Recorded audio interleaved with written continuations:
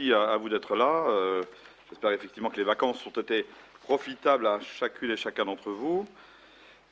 Ont donné procuration Monsieur Zimny jusqu'à son arrivée à Monsieur Fuchsling, Mademoiselle Bertrand jusqu'à son arrivée à Madame Stelmazik, Madame Dallstein à Monsieur Steiner, Monsieur Galloni à Alain Joubert, Madame Galland à Monsieur Boulanger, Monsieur Lang à Monsieur Brem. Y a-t-il d'autres procurations? Pas de procuration. Ensuite, on a une modification de la délibération, peut-être. Laquelle? On n'a pas distribué. On n'a pas distribué, on va la distribuer quand même, c'est comme sympa. Une petite modification, je vais expliquer pourquoi, de la délibération, effectivement, concernant le conservatoire municipal de musique, qui concerne plus particulièrement les chorales, et je vous expliquerai pourquoi lorsque le point arrivera finalement en délibération. Bien, dans le cadre du point divers, bien sûr, je répondrai à la fin d'ordre du jour à la question de Mme Thierry-Joubert. Divers remerciements ont été adressés. Ils émanent de Michel Juncker, syndic copropriétaire des Barres des 32, pour la réalisation des travaux de voirie, Pascal Walinski, secrétaire de l'association Gluckhauf, pour le geste effectué lors de l'apparition du livre de René Sachs, pour les subventions, Jean-Michel Chamby, président du cycloclub, Jocelyne Schneider, vice-président de l'ADEVA, Joseph Gaël, président de la SOR. Y a-t-il des observations à formuler quant à la rédaction, bien sûr, des procès-verbaux des séances du 5 mai, remis à chaque élu lors de la séance du 9 juillet, et du 10 juin, que vous avez réceptionné par courrier du 26 août 2009. Voilà. Alors on met un point d'interrogation. Voilà. Monsieur, OK. Oui, le procès-verbal me fait dire le contraire de ce que j'ai dit, donc si ça pouvait être rectifié, j'aimerais autant. Bon, à condition de ne pas tout retirer en 30 exemplaires. Hein. Bon, vous voyez ça avec M. Belcher? Oui. De façon à ce que finalement, on reflète quand même fidèlement ce qui est dit. Hein. C'est comme ça sert à ça, les procès-verbaux.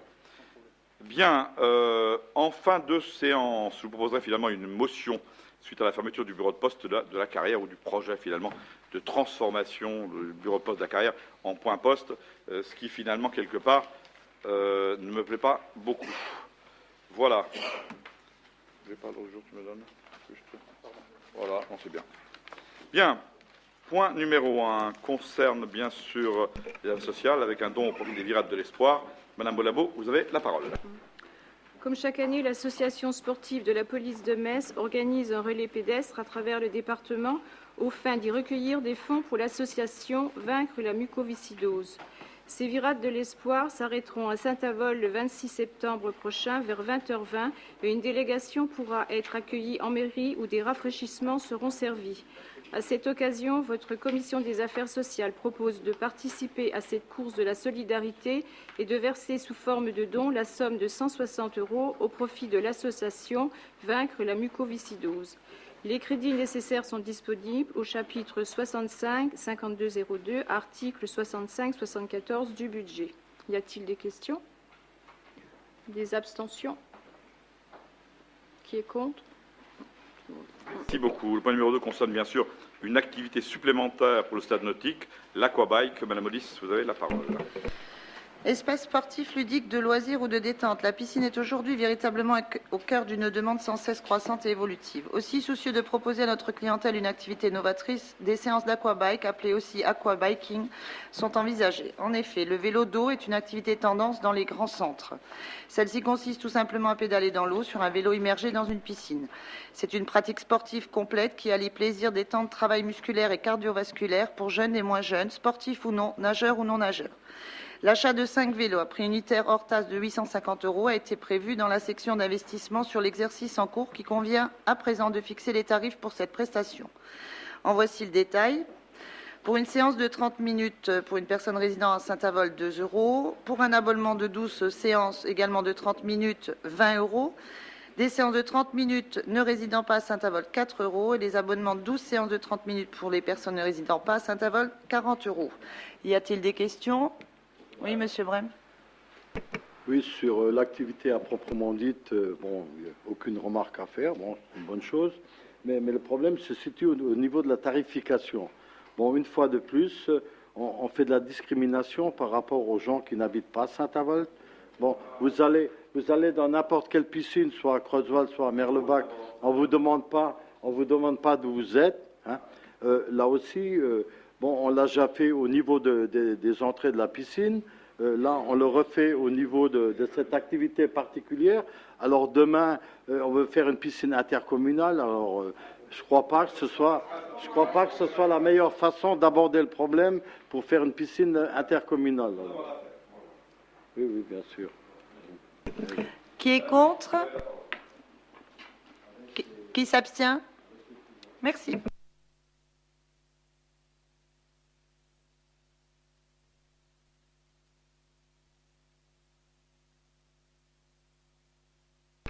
Merci, Monsieur le maire. Par délibération en date du 16 juillet 2009, le conseil d'administration du communal d'action sociale a décidé de vendre à la Crépin le terrain dont il est propriétaire à Valmont, cadastré, banc de Valmont, section 14, numéro 303 0186, Eckenstuck, zone ND du plus, d'une contenance de 0 à 91. L'évaluation de la valeur vénale du terrain a été fixée à 18 € par les services fiscaux de la Moselle. La vente aura lieu par le ministère de Maître Charles Alter, notaire à Saint-Avold. L'article L. 2241-5 du Code général des collectivités territoriales stipule que les délibérations par lesquelles les commissions administratives chargées de la gestion des établissements publics communaux changent en totalité ou en partie l'affectation des locaux ou objets immobiliers ou mobiliers appartenant à ces établissements dans l'intérêt d'un service public ou privé quelconque, ou mettent ces locaux et objets à la disposition soit d'un autre établissement public ou privé, soit d'un particulier, ne sont exécutoires qu'après accord du conseil municipal.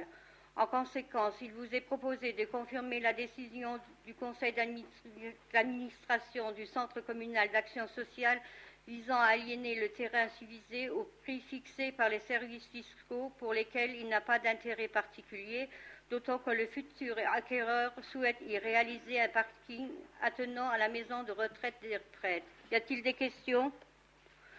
Qui est contre? Qui s'abstient? Merci. Merci, Madame Becker. Le point numéro 4 concerne l'agent financier au contrat urbain cohésion sociale. Monsieur Thiercy, vous avez la parole. Merci, Monsieur le député maire. Donc, dans le cadre de sa politique en faveur de la jeunesse, la ville Saint-Avold met en œuvre, en partenariat avec la DDJS, des actions sportives culturelles, socio-culturelles pour les jeunes de 11-17 ans durant l'année 2009. En outre, des actions ateliers jeunes se déroulent également durant les vacances scolaires 2009 pour les jeunes âgés de 15 à 21 ans, donc des jeunes issus de Saint-Avold. La ville a prévu de soutenir ces actions à hauteur de 26 663 € en sus de sa participation sous forme de mise à disposition de locaux et de matériel. Associée à cette opération, la DDJS apportera à la commune pour l'année 2009 au titre de l'État une aide financière de 11 103 € selon le tableau ci annexé. Après les avis favorables des commissions de la jeunesse, sport, vie associative, commission des finances, il est demandé au conseil municipal de bien vouloir autoriser M. le député maire à signer l'avenant financier au CUX à intervenir avec la DDJS. Pour que la participation financière de la DDJS soit la somme de 11 103 € puisse être versée aux porteurs de projet dès que celle-ci sera créditée sur le compte de la ville de Saint-Avold, il y a lieu de ventiler cette somme de la manière suivante. Donc vous avez les différents tableaux qui nous interpellent dans le cadre de la jeunesse, sport, vie associative et d'autre part les affaires sociales. Donc versement de subventions, il est rappelé que les sommes attribuées par la DDJS pour les opérations menées par la commune sont affectées aux porteurs des différents projets pour les frais liés à l'organisation des actions pour les jeunes selon le tableau ci-après où on voit apparaître donc la MJC, l'association Pays, la ville de Saint-Avold, le CMSEA et Vimédia. Est-ce qu'il y a des remarques ou des objections? Nous passons au vote. Qui s'abstient? Qui est contre? Merci. Merci, M. Thiercy. Le point numéro 5 concerne une subvention à l'association d'action en faveur des personnes âgées de Saint-Avold et de ses cantons. M. Temsani, vous avez la parole. Merci, Monsieur le député maire. Conformément aux dispositions de la nomenclature budgétaire et comptable du M14 applicable aux communes, les crédits relatifs aux subventions versées sont suivis au niveau auquel est intervenu le vote. Toutefois, le paiement de ces dépenses est subordonné à la production d'une décision individuelle d'attribution prise par l'Assemblée délibérante. Après avoir examiné les documents budgétaires transmis par l'Association d'action en faveur des personnes âgées de Saint-Avold et ses cantons, votre commission des affaires sociales et du logement vous propose d'accorder une subvention d'un montant de 37 400,88 € correspondant aux dépenses du personnel d'entretien engagé par le foyer club du 3e âge au cours de l'année 2008. Conformément à la convention du 31 mai 1998, premièrement, donc d'échelonner le versement comme suite. Un premier acompte courant septembre de 50% attribué, soit 18 400,44 €. Le solde courant novembre, soit 18 744 €. Les crédits nécessaires sont inscrits au budget primitif. Y a-t-il des questions? S'il n'y a pas de questions, on passe au vote. Oui. Oui, bien sûr, puisqu'elle est... OK. Voilà. Donc, qui est contre? Qui s'abstient? Merci. Merci, M. Demsali. Point numéro 6 concerne le fonds d'intervention pour les services d'artisanat et le commerce, donc le fameux FISAC, qui nous aide beaucoup. Monsieur Betty, vous nous en parlez. Merci, Monsieur le député maire. Donc, par délibération du 21/12/2007, vous avez autorisé Monsieur le député maire à introduire une demande de subvention pour une opération urbaine dans le cadre du FISAC.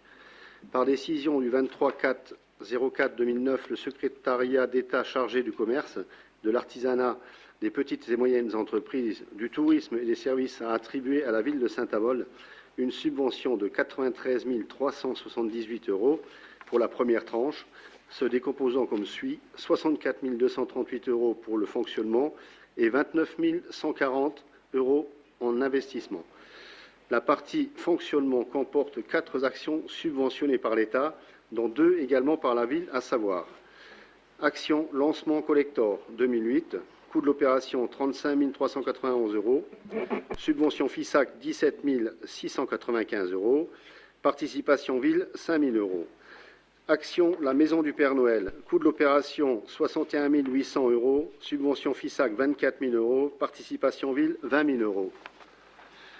Action plan média lancement collector, coût de l'opération 41 087,50 €, subvention FISAC 20 543 €.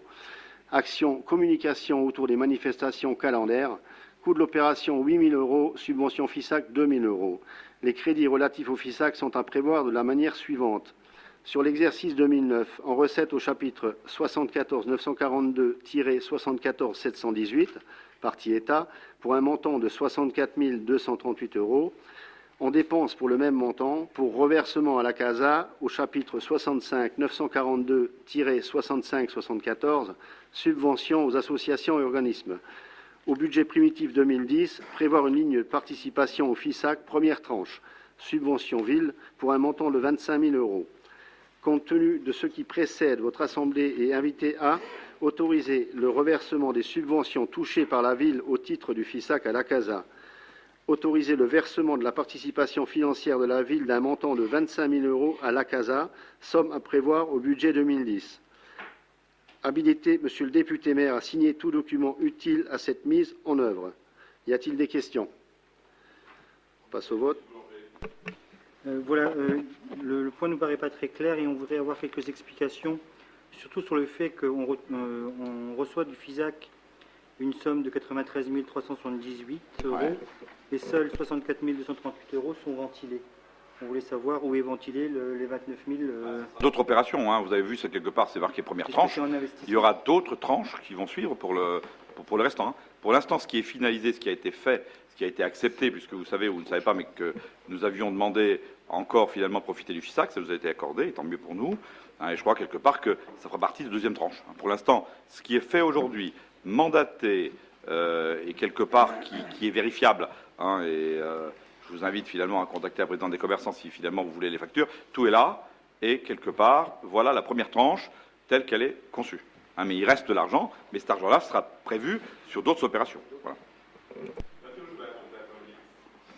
Oui, dans un cadre de transparence, j'aimerais qu'on soit invité à l'Assemblée générale des commerçants parce que nous, en tant qu'élus, on ne reçoit jamais d'invitation. Vous voyez, Madame la Présidente des commerçants. Je pense qu'en fait, le conseil municipal, dans sa totalité, devrait quand même avoir un droit de regard sur ce qui se passe, puisqu'on donne des deniers publics à cette association. La moindre des choses, c'est qu'on ait un droit de regard sur ce qui s'y passe. Je vous invite très gentiment, finalement, à formuler. Bien sûr, quand je vais chez le boucher, c'est pour acheter de la viande. Demandez au maire des doléances par rapport aux commerçants. Vous avez une présidente, vous allez la voir et vous lui dites exactement ce que vous me dites à moi. Par ailleurs, les autres années, on avait des mini-comptes rendus sur les actions qui étaient faites en cours d'année. Là, on n'a plus du tout la présence donc de la présidente qui vient rendre justement un petit compte rendu de ce qui a été fait pour savoir si ce qui a été pratiqué est positif ou pas. Et j'aimerais aussi savoir quelle place on accorde aux commerçants qui n'adhèrent pas à l'association. Parce que quand ça, c'est des choses à voir avec la présidente, Mathieu Joubert. Quand je parle autour de moi avec certains commerçants... Ça ne concerne pas ce point-là, Madame Joubert. Vous parlez très sympathiquement ça parle de la ville. Hein, regardez bien le journaliste, je pense quelque part qu'il va bien vous comprendre. Regardez bien le journaliste, c'est lui qui doit vous comprendre. Regardez-le bien. Non, mais je pense qu'il est important, c'est important. Il est important. Pour vous, c'est très important. Plus important que me regarder moi, oui. Oui, non, mais... regardez-le plutôt lui. Regardez plutôt lui. Quand je vous parle, c'est pas grave. Vaut mieux que vous me regardiez moi. Oui. Plutôt regarder le journaliste. Parce que lui aura compris. Je trouve que l'information qu'on avait eue le 28 mai 2009 concernant justement les sommes perçues par la CASA en matière d'entrée sur la patinoire, en matière justement... Vous avez eu une réponse si vous ne l'avez pas lu, M. Joubert, voilà, parce que si la présidente vous a donné des éléments. Mais allez la voir, allez la voir. Moi, je pense qu'elle a des comptes à rendre à tous les élus, pas qu'à vous. Ah, écoutez, ça c'est votre problème. C'est pas le mien. En tous les cas, ce qui est bien clair, M. Betty, je laisse sa parole, ce qui est bien clair, M. Joubert, n'essayez pas finalement de semer, comme vous essayez toujours de le faire, le doute finalement sur l'intégrité des commerçants. Je crois quelque part que le partenariat, M. Joubert, même si ça vous gêne, le partenariat commerçant-ville est un partenariat exemplaire. Il continuera comme il a toujours été. Et quelque part, sur ce, je passe la parole à M. Betty.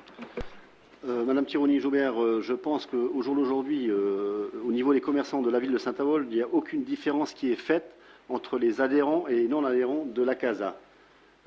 Les personnes qui ne sont pas adhérents bénéficient aussi bien des opérations commerciales que les autres.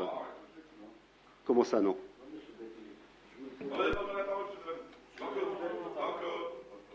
Prouvez-moi-le.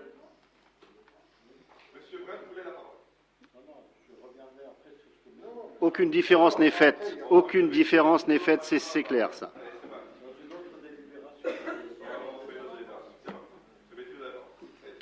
On passe au vote. Qui s'abstient? Qui est contre? Merci.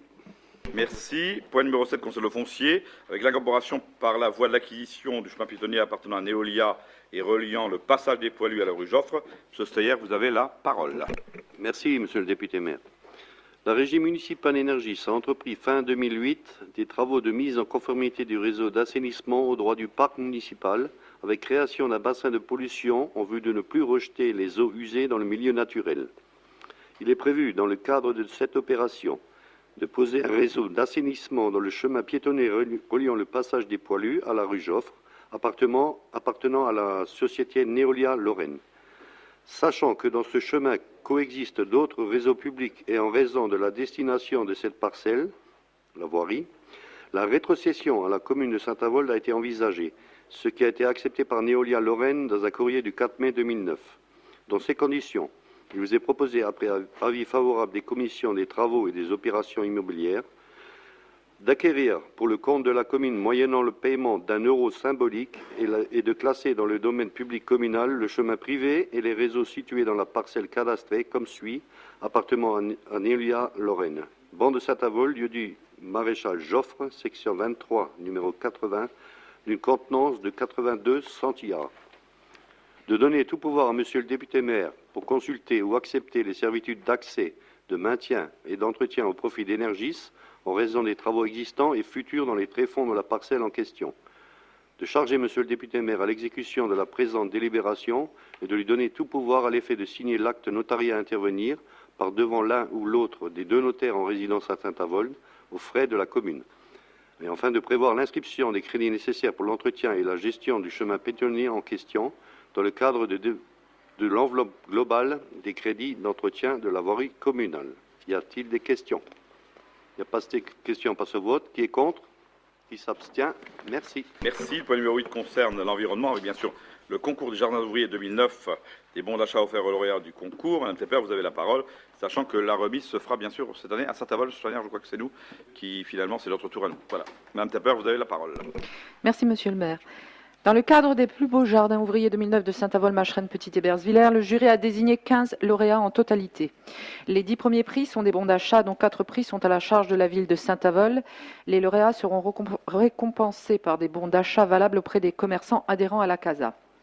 Les dotations sont définies comme suit. Premier prix, 100 €. Les 2e, 3e, 4e et 5e prix, 4 bons de 50 €. Les 6e, 7e, 8e, 9e et 10e prix, 5 bons de 30 €. Prix coup de cœur, prix ville de Saint-Avold, prix encouragement, prix commune de Macheren, Petit-Hébersvillers, prix spécial Marcel Limaché. Le montant des 4 bons d'achat sont à la charge de la commune de Saint-Avold, soit en totalité 230 €, c'est-à-dire 1er, 3e, 5e prix et 7e prix, et le montant des autres bons d'achat, soit 6 prix, 2e, 4e prix, 6e, 8e, 9e et 10e prix, sera facturé à la ville de Macheren, Petit-Hébersvillers, soit en totalité 220 €.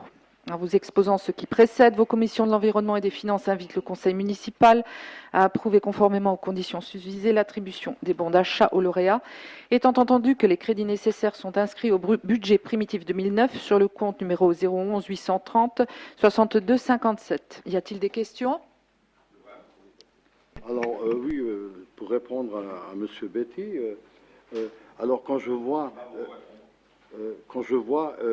qu'on dit que les subventions du FISAC vont les redistribuer à tous les commerçants, moi je regrette. Là, justement, alors là, c'est la ville qui finance, hein, c'est la ville qui finance les bons, et en marque auprès des commerçants adhérents à la CASA. Adhérents à la CASA. Alors ça veut dire que les autres, ils comptent pas.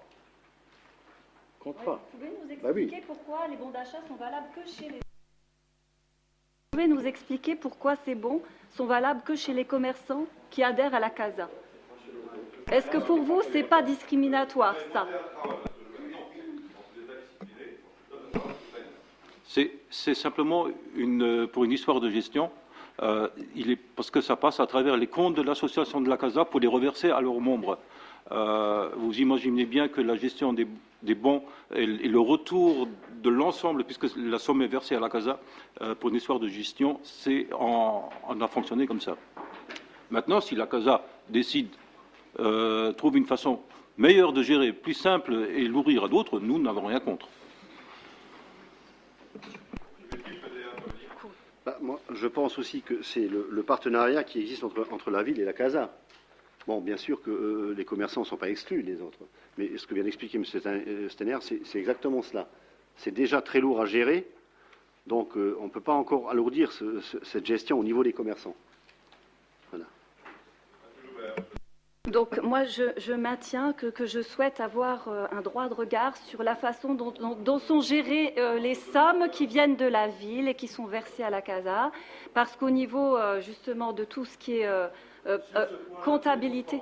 Ah oui, c'est normal avec 230. Il y a 230 € là, c'est sûr. Ça n'a rien à voir avec 25 000, c'est clair. C'est clair. Là, on a 230 € d'achat. C'est sûr que ça n'a rien à voir avec les 25 000 autres. Qui a la parole? Un Tepper, toujours. Hein. Donc, qui est contre? Qui s'abstient? Merci. Le point numéro 9 concerne les archives avec les prestations additionnelles au tarif du CIS du Felsberg, plutôt le tourisme. Madame Alvax, vous avez la parole. Merci, Monsieur le maire. Le 11 décembre 2008, le conseil municipal créait une régie dotée à la seule autonomie financière chargée de l'exploitation du camping et du centre Felsberg.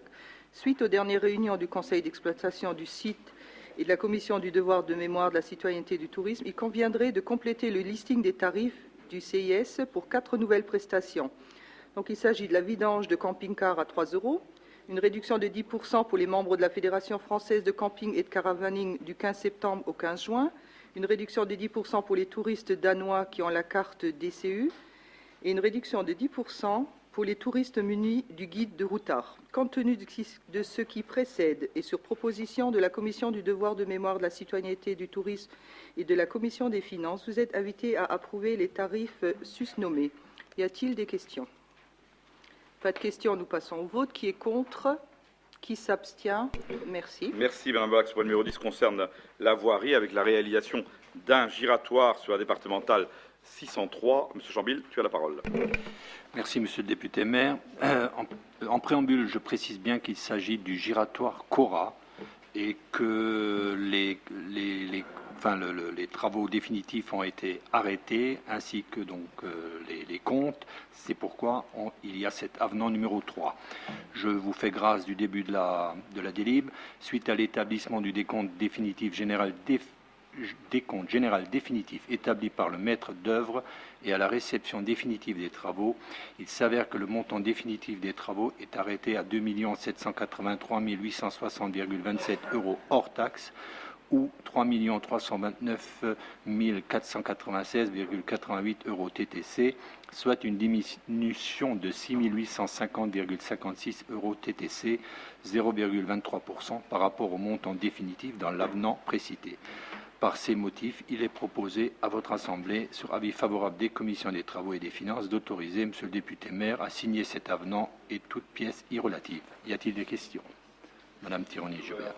Ce n'est pas une question sur le financier, mais sur le côté technique des choses. Quand pourra-t-on s'infiltrer en ville sans faire une demi-heure d'attente dans les embouteillages et les bouchons?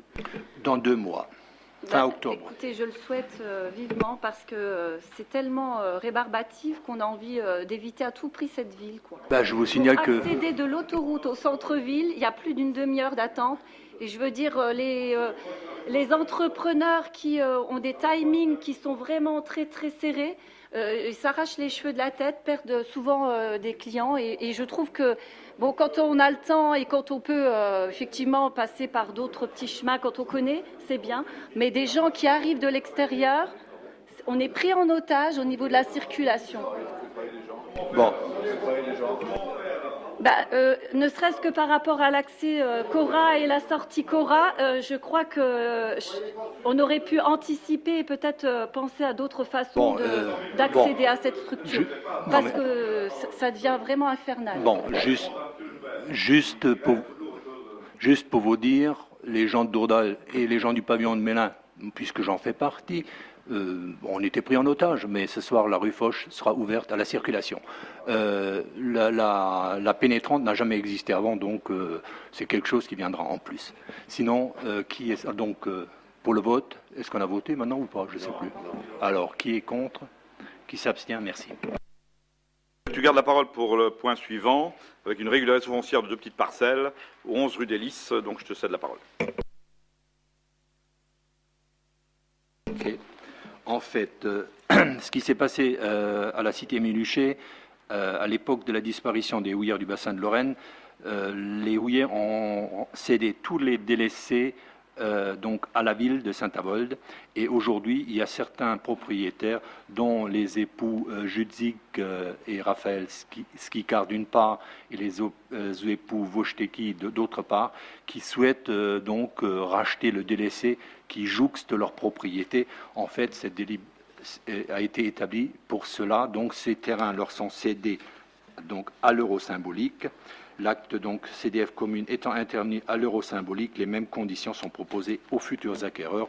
En conséquent, la Commission des opérations immobilières et des finances vous propose de régulariser cette situation et de céder donc aux époux Judzig et Raphaël Skikar, d'une part, la section 47 numéro 1994 d'une contenance de 0 ar 67 centillards, et aux époux Wojtecki, la parcelle section 47 numéro 1945 d'une contenance de 0 ar 66 centillards, et de donner donc tous les pouvoirs à Monsieur le député maire en vue de signer les actes de vente à intervenir, étant précisé que les frais d'acte seront à la charge des acquéreurs. Y a-t-il des questions? S'il n'y a pas de questions, on passe au vote. Qui est contre? Qui s'abstient? Merci.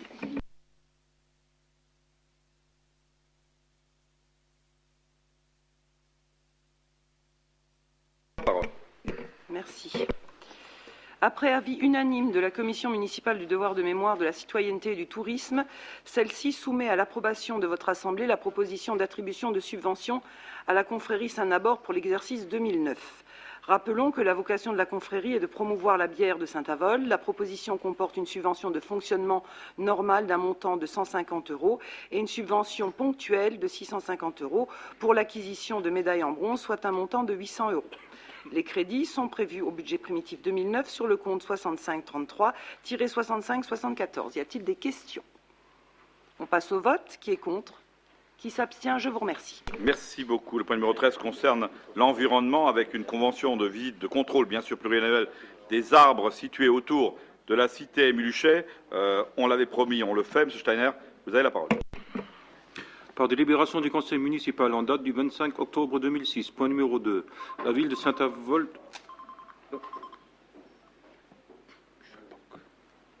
Je le coupe, parce qu'il va rappeler.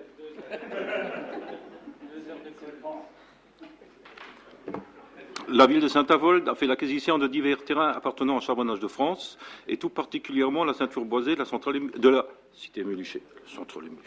Ça, c'est une formation professionnelle. Afin de préserver cet espace boisé, l'ONF, sur demande de la ville de Saint-Avold, propose d'établir une convention de visite de contrôle pluriannuel de l'ensemble des arbres situés sur les parcelles cadastrées suivantes. Je vous fais grâce de tous les numéros.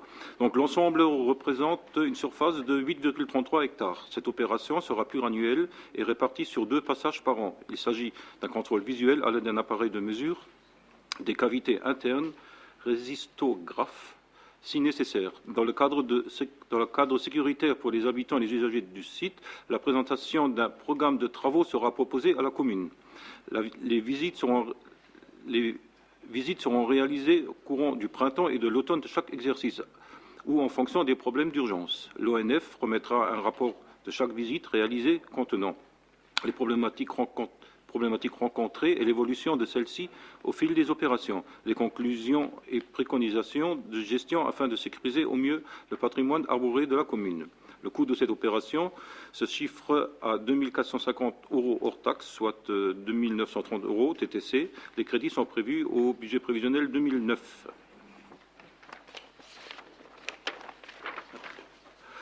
En vous exposant ce qui précède, la Commission de l'Environnement, de la Propreté et la Commission des Finances invite le Conseil municipal à approuver cette convention avec l'ONF conformément aux conditions susvisées et à autoriser Monsieur le maire à procéder à la signature de la dite convention. Des questions? Pas de questions. Le vote. Qui est contre? Qui s'abstient? Merci. Merci. Le point numéro 14 concerne les subventions à l'association Arc-en-Ciel, gestionnaire de notre multi-accueil. Je passe la parole à Madame Pister. Merci, Monsieur le député maire. Donc, effectivement, une avance de 50% de la subvention attribuée en 2008, 195 000 €, soit 97 500 €, avait été accordée le 29 janvier par délibération de notre Assemblée municipale, afin de ne pas mettre l'association en difficulté en début d'année et lui permettre un bon fonctionnement. Lors de la préparation du budget primitif le 18 décembre dernier, votre commission des affaires sociales et du logement avait proposé de prévisionner une somme de 95 000 €, identique à celle de l'an dernier, au titre de la subvention 2009. Après examen des documents budgétaires fournis par l'association, votre commission donne un avis favorable au versement du solde, soit 97 500 €. Y a-t-il des questions? S'il n'y a pas de questions, on veut passer au vote. Qui est contre? Qui s'abstient? Et j'ai juste encore une petite information concernant la petite enfance à vous donner. Le relais assistante maternelle, qui est dans les mêmes locaux que le multi-accueil, rouvrira ses portes le 15 septembre, puisque nous venons d'embaucher une nouvelle animatrice en remplacement de la précédente qui est partie en congé maternité et qui prendra un congé parental. Voilà, je tenais à vous en informer. Merci, on est passé au vote, tout est bon. Le point numéro 15 concerne la redevance des ordures ménagères, l'adoption de la tarification 2009 qui ne changera pas beaucoup. Monsieur Steiner, vous allez nous expliquer tout ça. Par délibération du Conseil municipal en date du 31 octobre 2006, point numéro 2, a été instituée la redevance d'enlèvement des ordures ménagères, la ROM, en remplacement de la taxe d'enlèvement ménagère, la TOM, à compter du 1er janvier 2006. Par délibération du Conseil municipal en date du 31 août 2006, point numéro 28, a été adopté le règlement et tarification 2006. Par délibération, je pense que je vais vous passer toutes les délibérations. Donc pour 2009, afin d'équilibrer les dépenses et les recettes du budget annexe ordures ménagères, et en tenant compte de ce qui précède, la tarification pour l'année 2009 reste inchangée par rapport à 2008, variable selon la composition des foyers. Je vous fais également grâce des tableaux, puisque comme c'est inchangé, que vous l'avez eu. Et pour les professionnels dits non ménagers, en fonction de leur nombre et du volume de conteneurs, la tarification reste inchangée. Là également, je fais grâce du tableau. Tout professionnel producteur de déchets pouvant justifier d'un contrat avec un prestataire privé pourra en être exonéré. En vous exposant ce qui précède, la Commission des finances invite le Conseil municipal et la Commission de l'environnement, ça manque sur la délib, invite le Conseil municipal à approuver conformément aux conditions susvisées la tarification fixée pour les foyers et les professionnels. Est-ce qu'il y a des questions? Nous allons, notre groupe, de toute façon, voter contre cette délibération, dans la mesure où déjà le 18 juin, nous avions été contre le fait que le solde de créditeur de 493 000 soit réaffecté. On vous avait dit qu'on voulait que le solde de créditeur soit reversé aux personnes, soit qu'on puisse se projeter dans l'avenir en diminuant le coût des ordures ménagères. À cela, nous avait été répondu qu'il y avait à peu près 200 000 euros de sommes irrecouvrables, et donc 493 000 moins 200 000, je disais, il reste quand même 293 000 de soldes positifs. Et donc, nous, on attendait que cette somme-là vienne diminuer le coût des ordures sur Saint-Avold, parce qu'il est très, très important par rapport à d'autres communes. C'est vraiment... Et de toute façon, vous m'aviez parlé à l'époque du glissement vers l'intercommunalité. Là, finalement, on est encore maître de la situation et on est encore là pour délibérer ensemble. Donc, moi, je pense que, vu la somme qui restait en caisse, on aurait pu faire une réduction du coût, au moins pour cette année encore. Je dis simplement, M. Jobert, simplement. J'ai eu le loisir de rencontrer un ami quelque part qui habite Laïvillers et qui est venu construire ici à Saint-Avold, et qui s'est étonné quelque part de payer moins cher à Saint-Avold qu'à Lévières. Vous pouvez vérifier, vous voyez, on n'est pas si cher que cela, effectivement, sur les ordures ménagères. Sur les problématiques, effectivement, qu'on vous a dit et qu'on redira, je vais laisser Jean-Claude Schilling vous répondre à nouveau ce qu'il vous a répondu sur, finalement, cette idée de croire que les impayés s'arrêtent à 200 000. Ils peuvent être beaucoup plus importants que cela, puisque quelque part, il y a toujours des choses encore en cours qui ne sont pas recouvrées à ce jour et qui peuvent redevenir eux aussi irrecouvrables. En tout cas, je passe la parole à Jean-Claude Schilling. Oui, moi je voulais juste rajouter que c'est pas de l'argent, c'est pas de la trésorerie qu'on a, madame. C'est un jeu d'écriture. Donc, on a prévu cette recette qui n'est pas rentrée. Donc, ça nous permettra, donc elle reste en excédent en écriture, ça nous permettra de éventuellement mettre en non-valeur les gens où on sera sûr qu'ils ne pourront plus payer. Voilà. Monsieur Brem. Non, à la date d'aujourd'hui, quel est le montant de la somme globale qui reste à récupérer? On doit quand même être en mesure de savoir, à la date d'aujourd'hui, le montant des sommes qui restent à récupérer. On l'avait dit l'autre jour. Mais non, mais elle a certainement changé par rapport à ce qu'on vous a dit l'autre jour. Mais donc, on va vous le dire. Tu comprends très bien que je ne peux pas te donner ça comme ça. Moi, ça ne sort pas comme ça du ciel, monsieur Brem. On l'a. Attends, on vous l'a. Tu l'as? Ah, bah si tu l'as, c'est parfait. Pour l'exercice 2008, je dis bien pour l'exercice 2008, parce qu'il y a l'exercice précédent. Pour l'exercice 2008... Ouais, oui. On doit avoir du 2006 qui n'a pas été payé. Oui. Et de 171 709 euros. Non, mais il y a chaque fois... Non, mais attendez. Sur les exercices précédents, on peut y revenir. On a chaque fois eu un excédent. Hein. Mais on vient d'expliquer ce que c'est l'excédent. Claude, on ne peut pas redistribuer de l'argent que nous n'avons pas et qui reste encore dans les cartons depuis 2006. Sur chaque exercice, on a eu un excédent. Parce qu'on avait calculé, on avait mis la barre assez haut, comptant qu'à l'époque, il n'y avait que 80% qui paieraient. C'était bien ça? Oui, 75, même plus bas. Alors ça fait que ceux qui payaient, les bons payeurs, payaient déjà, on les avait déjà taxés pour les mauvais payeurs. Bon. Oui, Jean-Claude, admets 2 minutes que quelque part on vienne avec des choses 2006, que demain on reçoit une petite lettre de la perceptrice qui nous dit 2006 voilà ce qui est recouvrable, 2007 voilà ce qui est recouvrable, et 2008 voilà ce qui est irrecouvrable, parce que les gens sont partis, ou finalement on ne peut plus recouvrer le truc. Il faut bien quelque part à un moment qu'on tape là-dedans pour payer ce qu'il faut. Parce que nous on paye aux prestataires. Mais on a quand même une fourchette de gens qui ne payent pas, et on sait d'avance qu'ils ne payeront jamais. Bon, Jean-Claude, tu le mets en prison? je les mets pas en prison. Non, mais je les mets pas en prison. Mais bon, mais ça correct. C'est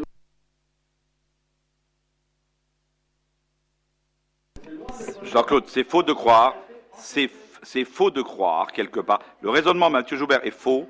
Il est faux de croire ou de faire croire aux gens que, quelque part, on a pris trop d'argent et qu'il faut aujourd'hui leur rembourser 1 euro par tête de pipe. Ça, c'est quelque part des choses fausses et des édits fausses qu'on met dans la tête des gens. Aujourd'hui, il nous reste effectivement des factures 2006, 2007, 2008. Il faudra bien honorer ou finalement mettre en irrecouvrable. Et cet argent qui est là nous servira à cela. Voilà ce qui est clair. D'une façon tout à fait transparente, Jean-Claude. Il n'y a pas là-bas de problématique. Ça ne va pas sur un autre budget, ça ne va pas ailleurs que dans les ordres de ménagères. voilà. 1 euro, c'est pas 1 euro. Quand il y a 4 000 euros de...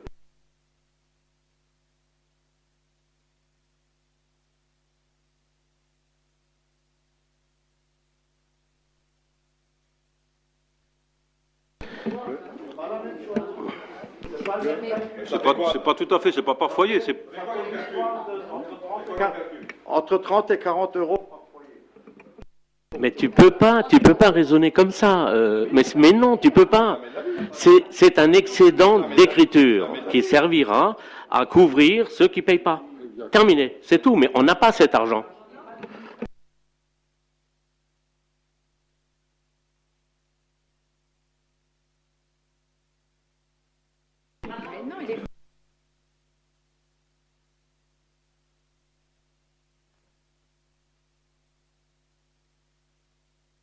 Déjà très heureux qu'on n'augmente pas. Voilà, je crois que c'est déjà voilà ce qu'il faut retenir, pas autre chose.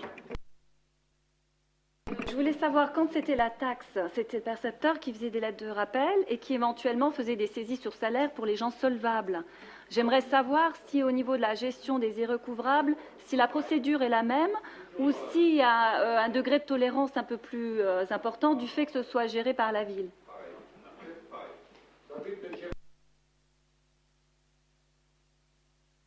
Disons voir que c'est quand même la ville qui signale que telle et telle personne n'a pas payé avant.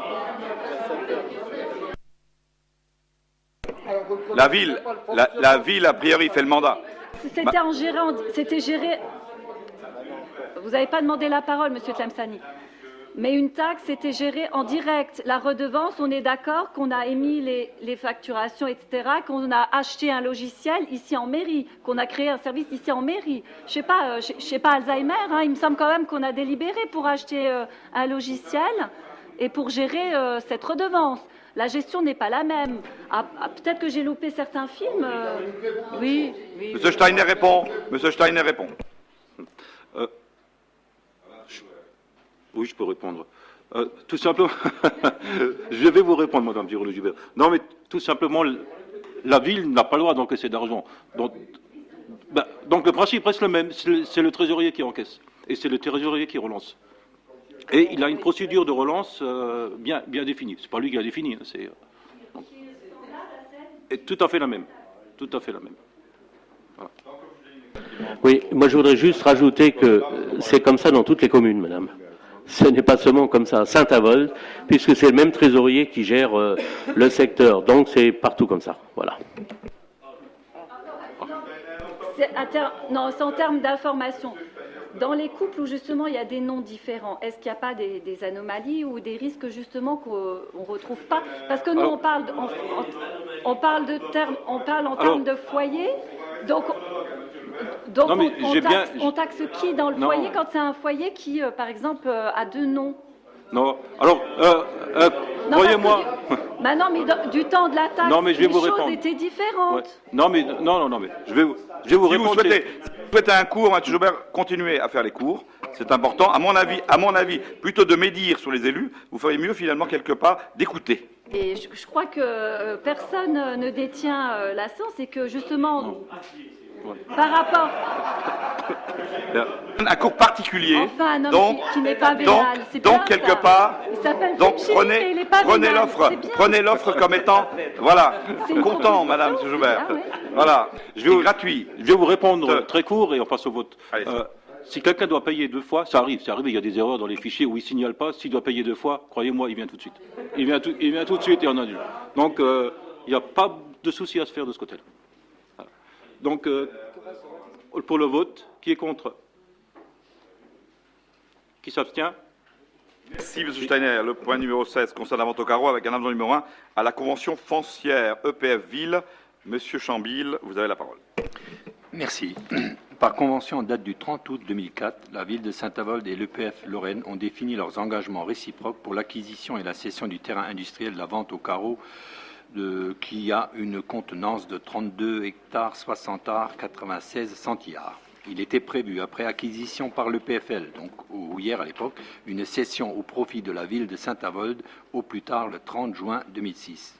Du fait du bail accordé à Coq de Carlin et des différents projets que la ville souhaite développer, il y a lieu d'établir un avenant numéro 1 joint en annexe pour proroger le délai de rachat par la commune au 30 juin 2010 et de redéfinir les modalités de paiement.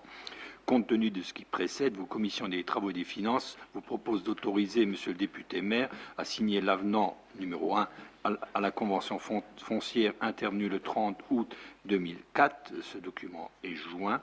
À signer tout document y afférent. Y a-t-il des questions? S'il n'y a pas de questions, on passe au vote. Qui est contre? Qui s'abstient? Merci.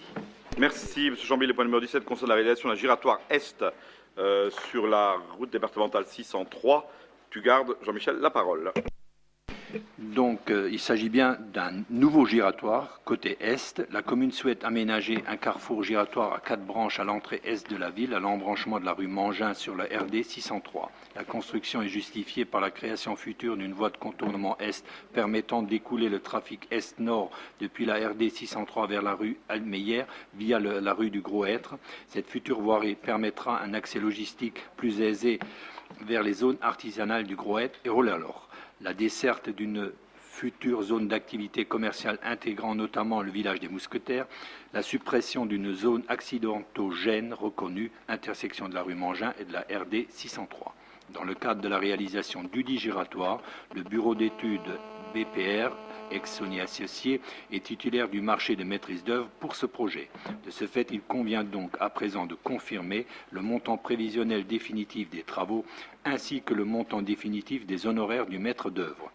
À l'issue de l'avant-projet définitif, le montant prévisionnel définitif des travaux à réaliser s'élève, je passe tout de suite en TTC, à 1 453 685,73 € TTC.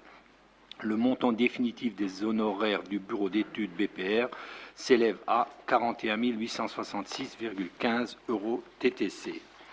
Compte tenu de ce qui précède, vos commissions des travaux et des finances vous proposent de confirmer le montant prévisionnel définitif des travaux réalisés, à savoir 1 453 685,73 € TTC, de confirmer le montant définitif des honoraires du maître d'œuvre, à savoir 41 866,15 € TTC, autoriser monsieur le député maire à solliciter les subventions auprès de toutes les instances compétentes et de signer toute convention relative, autoriser monsieur le député maire à lancer la procédure de marché public adéquate et autoriser monsieur le député maire à déposer un dossier de loi sur l'eau. Y a-t-il des questions? Je sais pas, peut-être que tu veux commencer. D'abord, dans l'ordre où vous avez levé la main. Je suis un petit peu étonnée parce que quand Cora s'est installé, donc le giratoire était à la charge du Cora. Ouais. Et il a pris en charge une partie de la route vers chez nous. Là, le ça sera aussi le cas à Intermarché. Et là, je voulais savoir donc qu'est-ce que prendra en charge les mousquetaires, parce que finalement, c'est aussi pour leur rendre service qu'on fait ce giratoire. C'est pas seulement parce qu'il est accidentogène. Oui. Bon, attendez. Je crois quelque part que. Il est aussi depuis X années. Et là, c'est quand même pour les mousquetaires qu'on fait. Hein, c'est pas pour. Madame Thierry-Joubert, si quelque part vous me laissez parler, je vais vous répondre très gentiment. C'est que ce giratoire, qui était un giratoire d'entrée de ville, de tout temps, et je pense quelque part, si vous regardez auprès des plus anciens, de tout temps, à côté de Madame Rhein, là où finalement vous faites l'épingle à cheveux, de tout temps, il était prévu de faire un giratoire là. Il n'a jamais été fait. Quand j'étais maire de Macherel à l'époque, je l'ai fait un peu plus loin du côté de la Foire-Fouille, mais il n'a jamais été fait à cet endroit-là. Aujourd'hui, il faut dire quelque part qu'en termes de circulation, c'est quand même pas le top, et que finalement, à la place du futur, à la place de l'ancien record, il va y avoir un match. Maintenant, on a en plus finalement Intermarché qui va se positionner là. Et on a toujours effectivement la même problématique des poids lourds au centre-ville. L'idée est claire, c'est de préparer avec ce giratoire qui date pas d'hier hein, et qu'on découvre pas d'hier, mais le problème c'est qu'il faut le faire. On profite aussi du fait qu'on a rénové l'aire d'accueil, qu'on a trouvé le passage pour mettre une voie qui va aller directement pour les poids lourds sur la zone du Gros Hêtre. Je pense quelque part que ce sera un plus indéniable.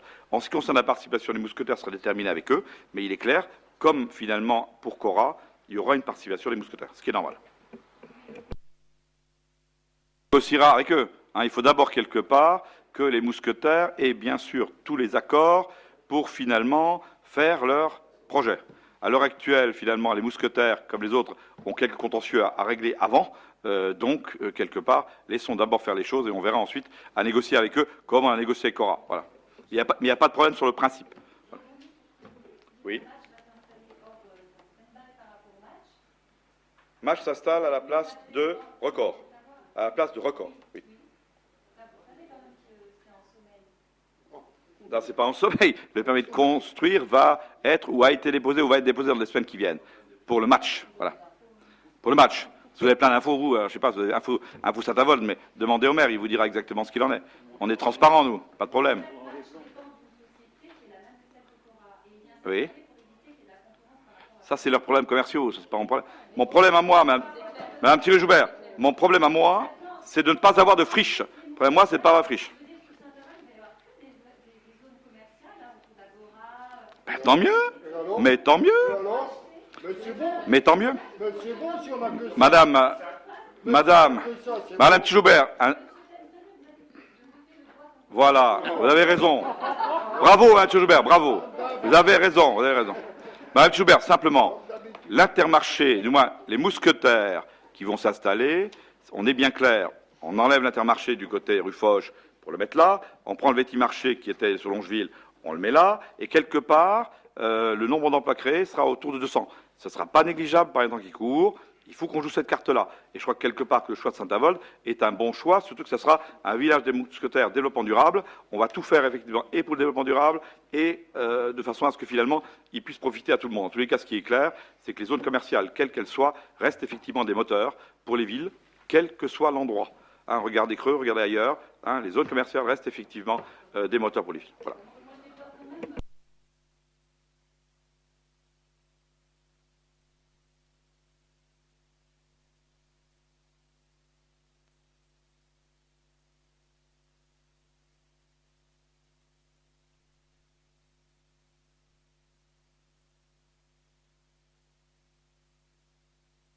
Courant et ira défendre le dossier jusqu'au bout. Voilà.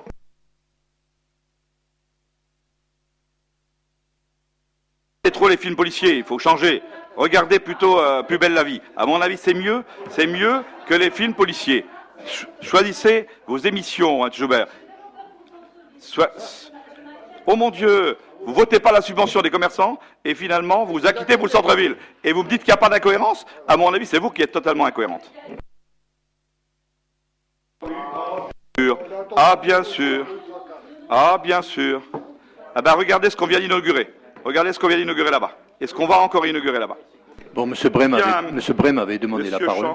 Monsieur Chambil a la parole. Ok, donc on passe au vote. Qui est contre? Qui s'abstient? Merci. Monsieur Chambil, le point numéro 18 concerne l'urbanisation du secteur du champ de foire avec la création d'un lotissement communal commercial. Celui-là aussi. M. Sperlin, tu as la parole. Merci, Monsieur le député maire. Afin de poursuivre l'ouverture à l'urbanisation du secteur situé au droit de l'Agora, au lieu dit Großstockeller, par l'implantation d'activités artisanales et commerciales, il y a lieu de recourir à une procédure de lotissement permettant une division foncière préalable et un aménagement d'une emprise appartenant à la ville. Ce lotissement, dit de l'Agora 2, d'une superficie d'environ 16 200 m², pourra comporter au maximum 6 lots et sera desservi par une voirie à aménager en continuité de celle en cours de réalisation. Compte tenu de ce qui précède, il vous est proposé d'adopter le projet tel que présenté au plan d'intention et d'autoriser Monsieur le maire à déposer une demande de permis d'aménager et de signer tout document utile à la réalisation de ce lotissement. Y a-t-il des questions? Oui, effectivement, bon, on va créer une zone artisanale, alors qu'on a d'autres. Ouais, commercial, alors qu'on a d'autres zones où il ne se passe rien. Bon, je prendrais, pour exemple, Ardent du Pic. Hein. Il n'y a rien. Il n'y a rien. Non, à l'heure actuelle, il n'y a rien. Ça ne bouge pas. La zone est en stand-by. Bon, la fameuse maison de retraite qui devait s'installer. Bon. Vous allez recevoir, Monsieur Brem, vous allez recevoir une invitation pour le 18 septembre pour la pose de la première pierre par le président du Conseil général. L'opposition sera même invitée, voyez-vous. Donc quelque part, c'est merveilleux, c'est merveilleux. Alors simplement, vous aurez dans les délibérations, Même, il est un peu trop quand même. dans les délibérations qui vont suivre, pour dire qu'il n'y a rien qui se passe, il y aura une délibération de la communauté de communes sur effectivement la création d'un hôtel de la communauté de communes. Il y a plein de choses quelque part qui démarrent là-bas. Ça démarre, j'en conviens, avec un certain temps. Il faut bien que les gens aient des crédits. Hein. Il faut finalement que les gens trouvent les crédits pour réaliser ce qu'ils doivent réaliser. Mais croyez-moi, Ardent du Pic, ça bouge et vous verrez, ça bougera bien. Dans les autres zones, bien évidemment, à côté, effectivement, les autres zones qui me préoccupent et pour lesquelles, effectivement, et sur lesquelles je travaille actuellement. La zone, par exemple, ex-Rhônal. Là, je suis d'accord, pas Ardent du Pic. L'ex-Rhônal, c'est vrai que là, nous avions des Parisiens qui voulaient faire des choses. Ils sont désistés, donc il n'y a plus rien. Donc ce qui est important, quelque part, c'est qu'on trouve. Mais on est en train de regarder qu'est-ce qu'on peut mettre là-bas, comment on peut le faire, etc. Donc aujourd'hui, la ville qui bouge, c'est bien la nôtre. Et on essaie finalement de mettre et de faire le maximum pour que ça puisse se faire. Et croyez-moi, on a beaucoup de projets encore qui existent dans les cartons. J'espère quelque part qu'ils choisiront ce secteur plutôt qu'un autre, puisque, comme vous le dites, maintenant, ils vont avoir le choix. Il y aura la zone Intermarché, il va y avoir la zone maintenant Agora-Cora, hein, il y aura Ardent du Pic, et il y aura toujours encore le secteur, effectivement, à côté du bowling. Donc, on a de quoi faire, mais je pense quelque part qu'on a des projets cohérents, et des projets cohérents qui peuvent avancer parce qu'ils avanceront bien. Et vous verrez qu'ils vont avancer dans les jours et dans les semaines à venir. Nathalie Joubert, vous avez la parole. Je réaffirme le fait que des zones artisanales et commerciales vont fleurir à droite à gauche, sans cohérence. Pour nous, c'est fait en dépit. Mettez la droite d'abord. C'est fait en dépit. La gauche, la droite, vous devez faire d'abord la gauche, la droite. Vous bétonnez, vous mettez des ronds-points, vous mettez des ronds-points. Politiquement, on n'a pas du tout les mêmes objectifs, on n'aurait pas les mêmes méthodes, on ne ferait pas les mêmes choses. On estime que vous êtes en train de nous installer des verrues un petit peu partout. Et je pense que, voilà, on va s'abstenir parce qu'il y aura l'Agora 1, l'Agora 2, l'Agora 3, l'Agora le retour. Il y aura des zones commerciales à droite à gauche avec des magasins qui vont péricliter. Voilà. Il y aura de la concurrence, ils vont tous se manger les uns les autres. On va assister à un c'est la loi du marché. Où c'est la loi du finalement, marché. les grandes surfaces, elles vont toutes se bouffer les unes les autres.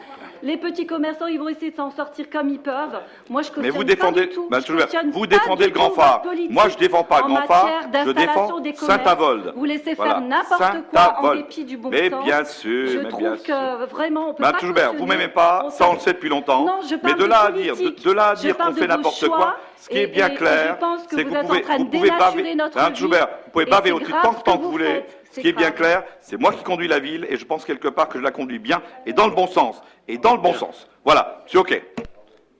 Oui, je pense quand même que les groupes qui s'installent ne le font pas à l'aveuglette. Ils font des études de marché.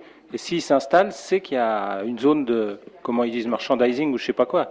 Ils ne le font pas par hasard. Chalandise. Merci. Bien. Non, mais ce qui est clair, monsieur OK, vous avez raison de dire. Hein, moi, je ne veux pas défendre les projets Grand Phare. Moi, je défends les projets qui sont à Saint-Avold. Et je suis content et fier qu'il puisse y avoir des zones commerciales à développer chez nous, Madame Joubert. Et je les soutiendrai aussi longtemps que je suis à ce poste. Voilà.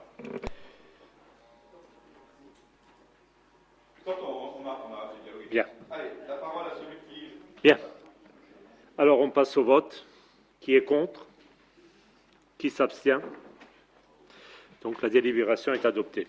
Merci. Le point numéro 19 concerne bien sûr le Conservatoire de musique et de danse, la modification des tarifs. Alors, Mme Sélvedic va vous en parler dans quelques minutes. Alors, j'ai changé un peu dans la délibération, puisque quelque part, ce qui est bien clair, et vous le verrez, on a privilégié bien évidemment les élèves, on a privilégié donc le primaire, le secondaire, les étudiants, les chômeurs par le coût familial, etc.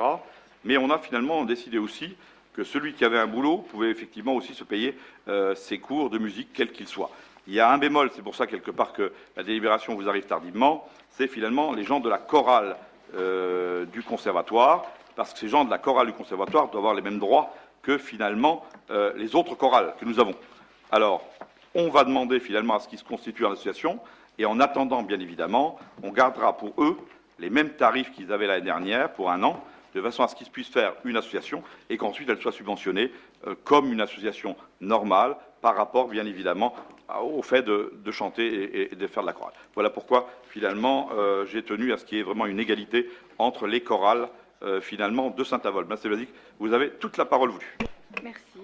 Donc, application du quotient familial. Par délibération en date du 18 juin 2009, le Conseil municipal a entériné la nouvelle tarification des activités artistiques au Conservatoire de musique et de danse, applicable dès la rentrée 2009, avec effet sur 3 années, soit jusqu'à la rentrée 2011 incluse. Compte tenu des augmentations adoptées et afin que les familles les plus modestes puissent inscrire leurs enfants dans cet établissement, il vous est proposé que ces tarifs intègrent dès la rentrée 2009 le quotient familial selon les dispositions ci-après. Les abattements proposés ne concernent que les enfants et ne sont pas applicables aux adultes. Il est proposé de retenir le revenu fiscal de référence tel qu'il figure sur l'avis d'imposition à l'impôt sur le revenu, cet avis constituant la pièce justificative à fournir par les usagers du conservatoire. Ce revenu fiscal de référence, qui sert de base d'imposition à l'impôt sur le revenu, tient compte des abattements accordés par les textes et notamment l'abattement de 10% pour les traitements et salaires. Dans un souci de concordance avec les abattements semblables pratiqués par la ville, ce revenu sera divisé par 12 afin d'obtenir un revenu mensuel, puis par le nombre de parts indiquées sur l'avis d'imposition, suivant la formule. Donc, revenu fiscal de référence divisé par 12 et divisé par le nombre de parts, égale montant retenu pour le calcul des abattements. En conséquence, les commissions municipales de la culture et des finances vous proposent d'appliquer les tranches suivantes. Donc, vous voyez le tableau. En cas de non-présentation du dernier avis d'imposition, il ne sera procédé à aucun abattement. Par ailleurs, la délibération du Conseil municipal du 18 juin 2009 prévoyait des réductions pour les familles ayant plusieurs enfants inscrits au conservatoire. Cependant, suite à la mise en place du quotient familial, ces réductions sont modifiées comme suit. Deuxième enfant, 10%, troisième enfant, 20%, quatrième enfant, 30%. Dans le cas de familles pouvant bénéficier du quotient familial et qui ont plusieurs enfants inscrits au conservatoire, il sera pratiqué comme suit. Application des abattements prévus pour les inscriptions de 2 enfants et plus. Sur les droits restants dus, application s'il y a lieu des abattements prévus au quotient familial. En 2, mise en place du tarif pour adultes. Pour mémoire, les tarifs proposés par le Conseil municipal en date du 18 juin 2009 concernent les scolaires, les collégiens, les lycéens, les étudiants. A contrario, sont considérés comme des adultes les autres personnes inscrites au conservatoire. Le montant de la dépense annuelle globale consacrée au conservatoire en 2008 s'élevant à 932 413 €, étant donné que 647 élèves ont fréquenté l'établissement en 2009, le prix de revient d'un élève inscrit au conservatoire s'élève pour la même année à 1 441,13 €. En conséquence, les commissions municipales de la culture et des finances vous proposent que des adultes définis comme ci-dessus paient la somme de 1 400 € par an, droit d'inscription inclus, avec la possibilité de régler mensuellement. Ce tarif sera revu tous les ans en fonction des éléments ci-dessus. À noter que les personnes en situation de chômage pourront bénéficier des dispositions relatives au quotient familial. Quant aux membres de la chorale OBAD et à titre transitoire pour un an, il leur sera appliqué le tarif normal pour leur permettre de se constituer en association. En 3 fonctionnements, M. Pierre Adolphe aura pour fonction la direction artistique du conservatoire. Pour assurer au mieux la gestion de cet établissement, il sera assisté d'un responsable administratif et financier. Y a-t-il des questions? Madame Tironi-Joubert. Oui. Je souhaiterais savoir si finalement ce qui avait été évoqué par le directeur en février 2007 au cours d'une réunion du conseil d'établissement, à savoir la prise en compte de l'arrêté du 15 décembre 2006 qui demandait une classification des établissements artistiques et soit sur un rayonnement territorial de type régional, départemental, intercommunal ou communal.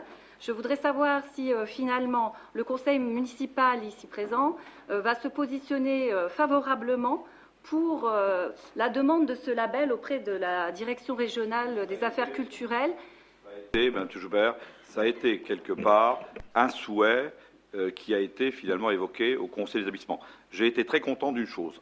Finalement, d'avoir pu dialoguer avec effectivement toutes les personnes et les représentants des parents, une première fois, une seconde fois finalement, que le conseil d'établissement soit réuni. C'est 2 ans qu'il n'avait pas été réuni. Il était important quelque part, au titre de la démocratie, qu'on puisse se parler pour finalement régler les problèmes.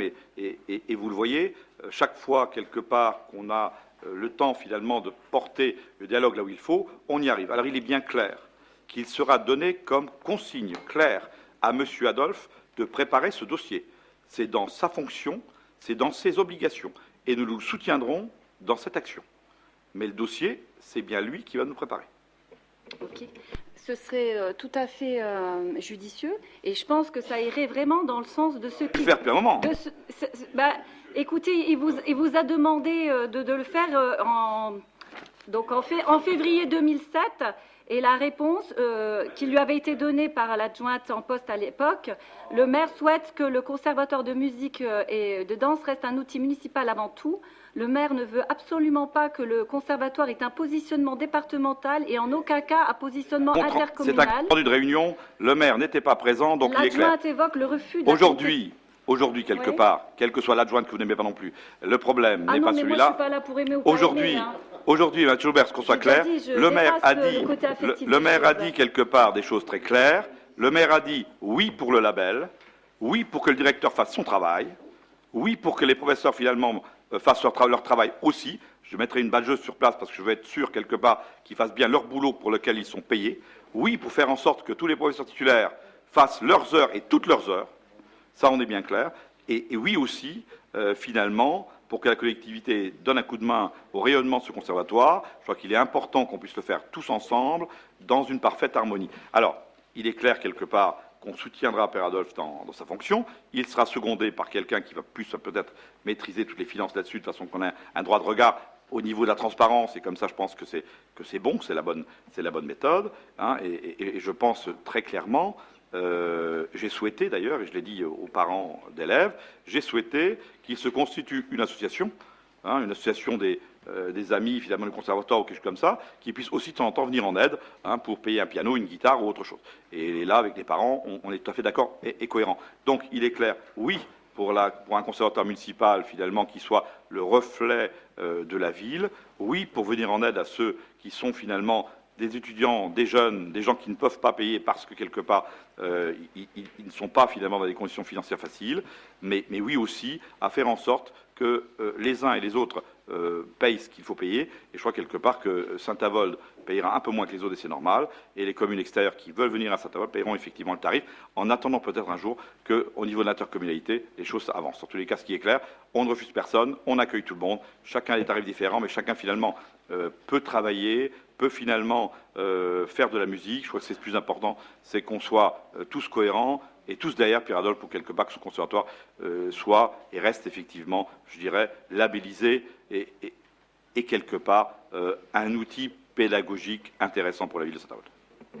Par ailleurs, je souhaiterais connaître l'identité de la personne qui sera chargée de la direction administrative du... Là, je ne la connais pas pour l'instant. Voilà. Vous nous avez dit en commission que c'était une personne qui était en poste actuellement en mairie. Oui, je ne l'ai pas choisi encore.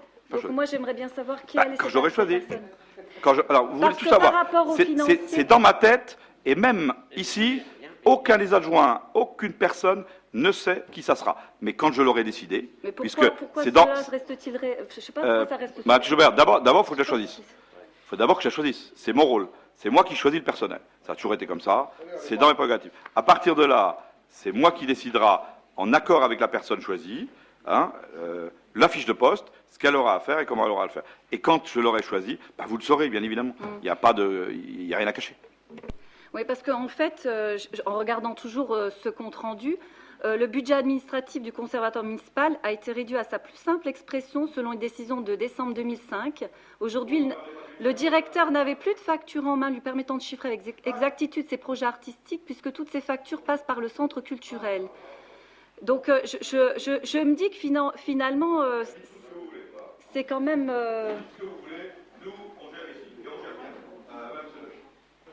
Je voudrais revenir sur des petites choses.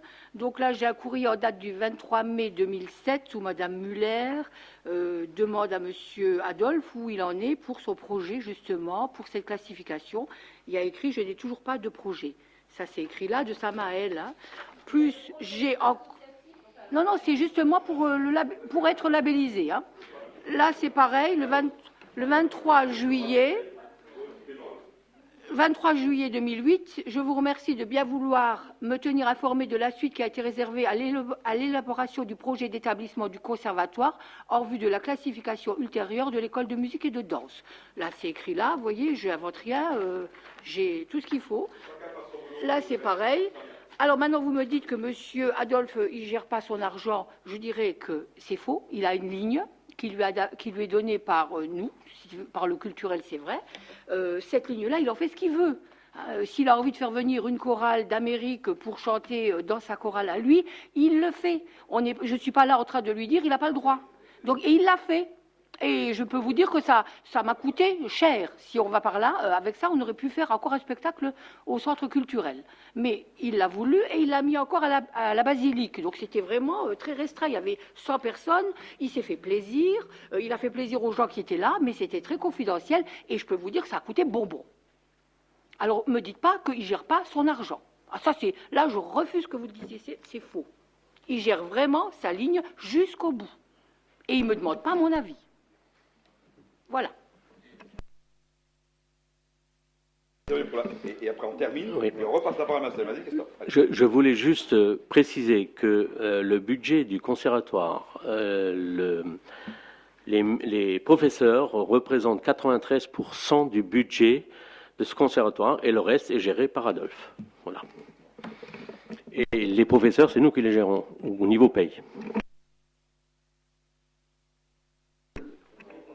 Trop tard. Donc on va passer. Aujourd'hui, j'ai vu le directeur du conservatoire de musique sur l'intercommunalité Porte de France. Je veux dire, il y a énormément. Je peux terminer. Bon. Normalement, vous devez couper la parole. Enfin, un monologue plus ouvert, classique, c'est pas l'objet. Il y a des parents. Ils sont là pour tout. Maintenant, on n'est pas là pour tout le monde, maintenant, chez nous. Voilà. Je pense quelque part qu'on va au bon sens, et c'est pas la peine de mettre du feu, de donner suffisamment comme ça. Je crois qu'à un moment donné, on aurait peut-être bien vu tout le feu et être constructif. Je pense quelque part que vos interventions ne le seront pas à l'heure actuelle, alors que nous, on est plutôt constructifs. Alors, laissez-nous construire. Alors on passe au vote. Qui s'abstient? Qui est contre? Merci. Voilà, point numéro 20 concerne les subventions au titre d'équipement des associations sportives locales. Madame Audy, vous avez la parole. Merci, Monsieur le député maire. Dans le cadre des politiques sportives partenariales, l'État, par le biais du CNDS et du Conseil général de la Moselle, accorde des subventions au titre de l'équipement des clubs sportifs. Vu les différents textes ci-dessus, considérant la politique sportive de la ville et l'intérêt général des clubs sportifs à se doter d'équipements aux normes des fédérations, vu l'avis favorable des commissions jeunesse, sport et vie associatif et des finances pour une participation à hauteur de 40% du montant subventionnable, il est proposé au conseil municipal de verser une aide financière d'un montant total de 9 364 € selon le tableau ci-dessous, dont vous avez pu prendre connaissance. Donc la part du CNDS, 8,5% pour un montant de 2 000 €, le conseil général 20% pour un montant de 4 680 € et la ville de Saint-Avold pour un taux de 40% pour un montant total de 9 364 €. Les crédits sont inscrits au budget primitif 2009 sous l'imputation 204 401 20 42, aide à l'équipement des associations sportives. Y a-t-il des questions? Qui est contre? Qui s'abstient? Merci. Merci. Au titre effectivement des divers, un petit mot finalement sur la coquerie de Carlin, puisque quelque part nous essayons les uns et les autres, je dirais, de retrouver finalement un repreneur après le fait que Duferco ait jeté l'éponge. Je pense que j'ai rencontré Claude Guéant à l'Élysée il y a quelques jours. On est en rapport avec Christian Estrosi tout le temps. Je pense quelque part qu'on est en train de voir le maximum de personnages chinois ou indiens susceptibles effectivement d'être là, d'être présents. Je pense que Philippe Leroy, le président du Conseil général, suit avec besoin de développement l'ensemble des dossiers. On essaie véritablement de trouver et que finalement rien n'est à ce jour perdu et quelque part on a toujours espoir. On a de toute façon, ce qui est clair, un délai jusqu'à fin septembre pour le retrouver, ce repreneur. Je pense quelque part que ça nous permettra encore d'activer encore à l'étranger un certain nombre de choses, et je crois quelque part qu'on va tous effectivement souhaiter qu'on puisse sauver effectivement cette coquerie. À l'heure où finalement, vous le savez, l'acier repart, on voit ArcelorMittal reprendre et remettre en route effectivement certains fours, on voit en bourse les cotations de l'acier commencent à remonter, la Chine commence elle aussi à produire toujours plus. Je pense que finalement dans le bâtiment et dans l'automobile, les choses vont un peu mieux et quelque part ça nous laisse quelques espoirs sympathiques. En ce qui concerne effectivement la motion sur la fermeture de la carrière, je vais laisser parler Christian Thiercy et ensuite je répondrai bien sûr à la question.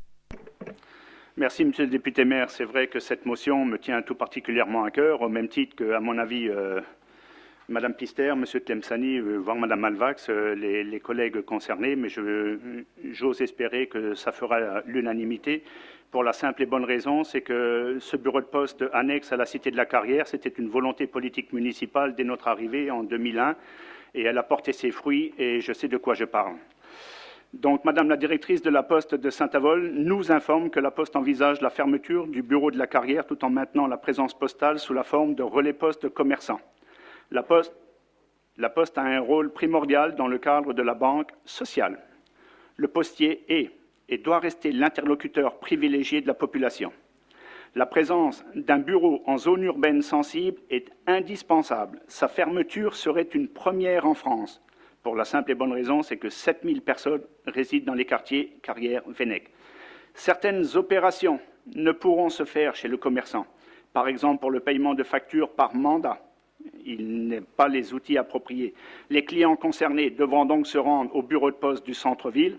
Et à ce titre, si nous avons créé un bureau de poste à la Cité de la Carrière comme un point poste à Huchet, c'était pour désengorger justement le bureau principal.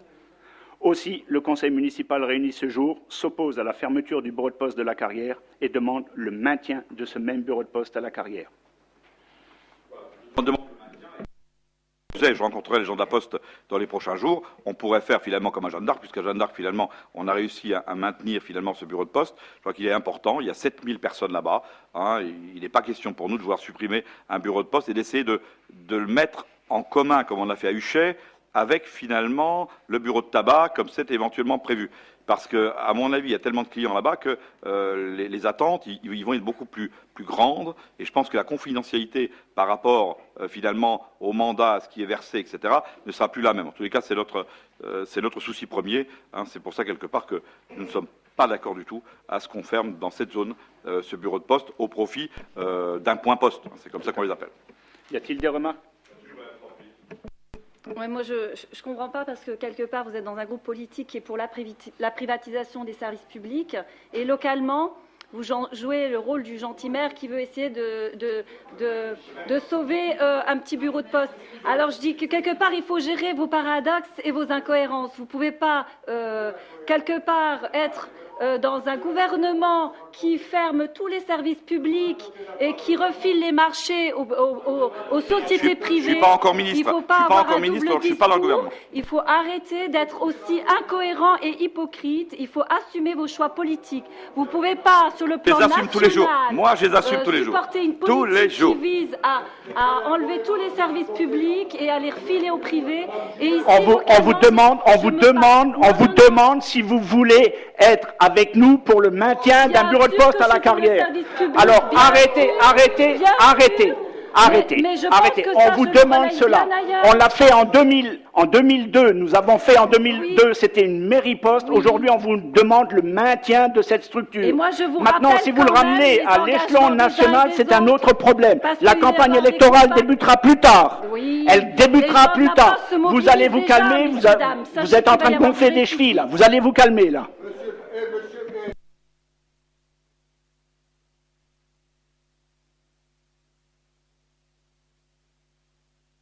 Donc sur ce, on passe au vote. Nous passons au vote. Est-ce que vous êtes pour?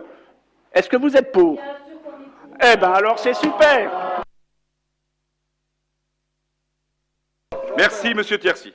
Bien, je vais répondre à la question qui m'a été posée par Madame Thierry-Joubert. La question est la suivante.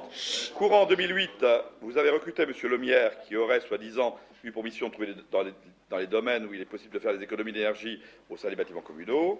Dans la séance du Conseil municipal du 31 mars 2009, point 21A, concernant l'examen et le vote du budget prévisionnel 2009, vous avez répondu à l'opposition que la personne recrutée l'a été pour des missions ponctuelles, à savoir des économies d'électricité, d'eau, de gaz.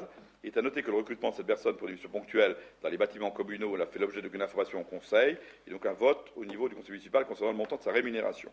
Par contre, lors de la séance du Conseil municipal du 5 mai 2009, point 18, dans le cadre du Grenelle de l'environnement, la municipalité a souhaité lancer une étude portant sur un diagnostic énergie des bâtiments communaux. Pour ce faire, une délibération a été adoptée à l'unanimité pour solliciter une participation financière de l'ADEME, ainsi qu'une participation du Conseil régional. Dépendamment de l'ADEME, il manque un. Cette délibération vient contredire aux propos concernant la pseudo-activité de ce chargé de mission. La seule trace visible du travail de ce chargé de mission est la rédaction d'un audit concernant le conservatoire de musique dans une synthèse remise le 27 avril 2009. Malgré le demande réitérée concernant les missions et les émoluments de ce chargé de mission, fait systématiquement de la rétention d'informations à notre égard, au vu de toutes ces données, nous nous interrogeons, ainsi que la population naboriale, sur le recrutement de cette personne. À ce titre, nous vous demandons à nouveau de préciser au Conseil municipal la mission, la nature, la durée, début F1, les missions, les indemnités mensuelles et le résultat, bilan et évaluation. Veuillez agréer, etc. Voici ma réponse, Madame Thiault-Joubert. Monsieur Lemierre a été recruté en qualité de chargé de mission. Il est rémunéré au grade de rédacteur de la filière administrative. Il a effectué un examen du contrat passé avec CITA, et notamment l'application du taux réduit de la TVA sur le balayage et le nettoyage des rues, ce qui nous a fait gagner pas mal de pognon. Un audit sur le conservatoire.